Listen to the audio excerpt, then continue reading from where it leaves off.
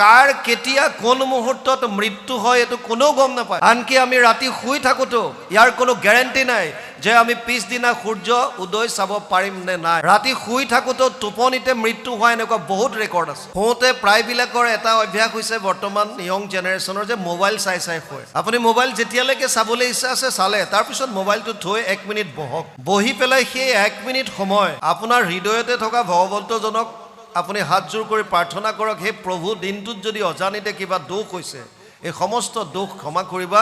মই ৰাতিটো তোমাৰ চৰণত অৰ্পণ কৰিলোঁ আৰু এই বুলি শুই যাওঁ। ৰাতিপুৱা শোৱাৰ পৰা উঠি জাপ মাৰি বিচনাৰ পৰা কেতিয়াও নানামিব। যেনেকৈ আৰ্জেণ্ট খবৰ নহওক কিয় অকণমান বহক। আপুনি বেলেগ দুটা অৱস্থাত থাকে, হয়তো ডিপ শ্লিপ বা গভীৰ নিদ্ৰা আৰু নহ'লে স্বপ্ন অৱস্থা। স্বপ্ন অৱস্থা বা গভীৰ নিদ্ৰাৰ পৰা আপুনি জাগ্ৰত অৱস্থালৈ আহিছে। অকণমান শৰীৰটোক বেলেঞ্চ কৰিবৰ কাৰণে সময় দিয়ক, এডজাষ্ট কৰিবৰ কাৰণে। অলপ সময় সাৰ পোৱাৰ পাছত বহক 1 মিনিট আৰু আকৌ পুনৰ হৃদয়তে হাত জোৰ কৰি প্ৰাৰ্থনা কৰক, হে প্ৰভু, দিনটো তোমাৰ চৰণত অৰ্পণ কৰিলোঁ, আৰু তাৰপিছত আপুনি যাওক। মনুষ্য শৰীৰ চঞ্চল, সদায় কেতিক্ষণে কালে ধৰে। কোন মুহূৰ্তত কাৰ মৃত্যু আহে এইটো কোনো গম নাপায়। এগৰাকী ষ্টুডেণ্টে UPSC এক্সাম ক্ৰেক কৰিছে আৰু ভাল ৰেংক আনিছে, IAS অফিচাৰ হৈছে, ঘৰলৈ ফূৰ্তিত আহি আছে। হঠাৎ বাটত এক্সিডেণ্ট হ'ল আৰু ল'ৰাটোৰ মৃত্যু। কোনেও গম নাপায়। বিয়া পাতিছে, বৰ যাত্ৰী লগত লৈ পেলাই বিয়া কৰিবৰ কাৰণে আগবাঢ়ি গৈছে, গাড়ী এক্সিডেণ্ট হ'ল, দৰাজনৰ মৃত্যু, গম নাপায়। ছোৱালী লৈ আহি আছে কন্যা আৰু ক'ৰবাত গৈ গাড়ী এক্সিডেণ্ট, খতম। কোনোবা বিহু নাচিবলৈ গৈছে, আহি আছে, এইবাৰেই হৈছে তেনেকৈ। গতিকে কাৰ কেতিয়া কোন মুহূৰ্তত মৃত্যু হয় এইটো কোনেও গম নাপায়।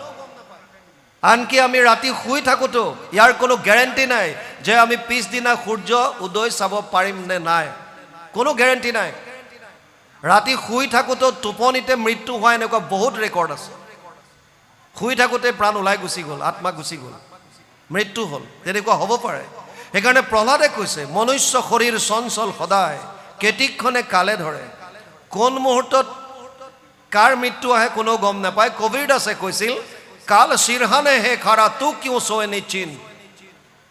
আমি ৰাতি শুওঁতে যদি আপোনালোকে এতিয়ালৈকে অভ্যাস কৰা নাই, এটা অভ্যাস কৰক, লাভ হ'ব। শুওঁতে প্ৰায়বিলাকৰ এটা অভ্যাস হৈছে বৰ্তমান ইয়ং জেনেৰেশ্যনৰ যে মোবাইল চাই চাই শুৱে। আপুনি মোবাইল যেতিয়ালৈকে চাবলৈ ইচ্ছা আছে চালে, তাৰপিছত মোবাইলটো থৈ 1 মিনিট বহক। বহি পেলাই সেই 1 মিনিট সময় আপোনাৰ হৃদয়তে থকা ভগৱন্তজনক আপুনি হাত জোৰ কৰি প্ৰাৰ্থনা কৰক, হে প্ৰভু, দিনটোত যদি অজানিতে কিবা দোষ হৈছে এই সমস্ত দোষ ক্ষমা কৰিবা। মই ৰাতিটো তোমাৰ চৰণত অৰ্পণ কৰিলোঁ আৰু এই বুলি শুই যাওঁ। যদ কৰচি যদ অশ্নোচি যদ জুহসি দদাসি যদ তপস্যসি কৌন্তেয় তৎ কুৰুষ মদৰ্পণম। নৱম অধ্যায় 27 নম্বৰ শ্লোক গীতা। হে অৰ্জুন, তই যি কৰিছ, যি খাইছ, যি তপ কৰিছ, যি দান কৰিছ, সমস্ত মোক অৰ্পণ কৰ। যদি আমি ভগৱানৰ চৰণত ৰাতিটো অৰ্পণ কৰাৰ অভ্যাস কৰোঁ, মানি লওক কোনোবা এজন ব্যক্তিৰ ৰাতি শুই থাকোঁতে মৃত্যু হ'ল, সেইজনেও পৰম গতি লাভ কৰিব পাৰিব। কেনেকৈ? ভগৱানে অৰ্জুনক কৈছে, অন্তকালে চ মামেবম স্মৰণ মুক্ত কলেবৰম য় প্ৰয়াতি চ মদভাৱম ইয়াতি নাস্তৈত্ৰ সংশয়। 8ম অধ্যায় 5 নম্বৰ শ্লোক গীতা।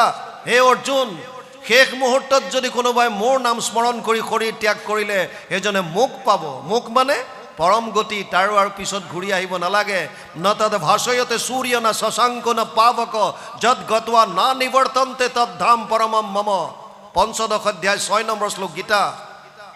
মোৰ যিখন ধাম তাত এয়া চন্দ্ৰ সূৰ্যই প্ৰকাশিত কৰিব নালাগে, স্বপ্ৰকাশিত হৈ থাকে নিজে নিজে। আৰু তালৈ যোৱাৰ পাছত জীৱ পুনৰ ঘূৰি আহিব নালাগে। যদ গত্বা না নিৱৰ্তন্তে, পুনৰ আহিব নালাগে, সেইখন ধাম পাব। কেতিয়া? যদি শেষ মুহূৰ্তত ঈশ্বৰৰ নাম লয়।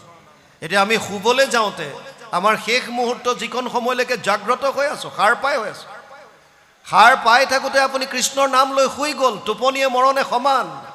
আপোনাৰ টোপনিতে মৃত্যু হ'ল, কিন্তু যেতিয়ালৈকে সাৰ পাই আছিল তেতিয়ালৈকে কৃষ্ণৰ নাম লৈ আছিল। ৰাতিপুৱা শোৱাৰ পৰা উঠি জাপ মাৰি বিচনাৰ পৰা কেতিয়াও নানামিব। যেনেকৈ আৰ্জেণ্ট খবৰ নহওক কিয় অকণমান বহক আপুনি বেলেগ দুটা অৱস্থাত থাকে, হয়তো ডিপ স্লিপ বা গভীৰ নিদ্ৰা আৰু নহ'লে স্বপ্ন অৱস্থা। স্বপ্ন অৱস্থা বা গভীৰ নিদ্ৰাৰ পৰা আপুনি জাগ্ৰত অৱস্থালৈ আহিছে। অকণমান শৰীৰটোক বেলেঞ্চ কৰিবৰ কাৰণে সময় দিয়ক, এডজাষ্ট কৰিবৰ কাৰণে। অলপ সময় সাৰ পোৱাৰ পাছত বহক 1 মিনিট আৰু আকৌ পুনৰ হৃদয়তে হাতযোৰ কৰি প্ৰাৰ্থনা কৰক, হে প্ৰভু দিনটো তোমাৰ চৰণত অৰ্পণ কৰিলোঁ, আৰু তাৰপিছত আপুনি যাওক। কেৱল অৰ্পণ ক'ৰবালৈ যাবলৈ ওলাইছে, হে প্ৰভু এই যাত্ৰা তোমাৰ চৰণত অৰ্পণ কৰিলোঁ, ওলাই যাওক। কিবা খাবলৈ লৈছে, হে প্ৰভু এই অন্নমুঠি তোমাৰ চৰণত অৰ্পণ কৰিলোঁ।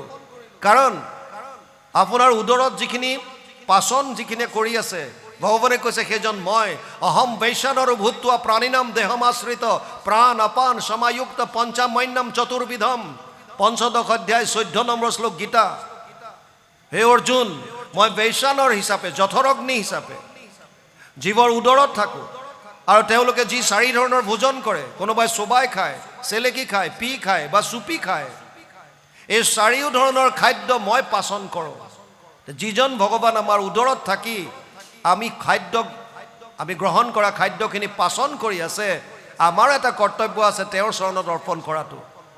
গতিকে অন্ন লোৱাৰ প্ৰাক মুহূৰ্ততো সেইজন ভগৱানৰ এবাৰ নাম স্মৰণ কৰক, হে প্ৰভু এই অন্নমুঠি তোমাৰ চৰণত অৰ্পণ কৰিলোঁ। অৰ্পণ কৰিব পৰা বিধৰ হয়নে নহয় এইটো আপোনালোকে চাই ল'ব। প্ৰসাদ জাতীয় হ'ব লাগে। প্ৰভু ভগৱন্তক অৰ্পণ কৰিবলৈ শিকক। প্ৰত্যেকটো কৰ্ম, ৰাতি শুই থাকোঁতে ঈশ্বৰৰ নাম, কাৰণ কোন সময়ত কাৰ মৃত্যু কেনেকৈ আহে কোনেও নাজানে।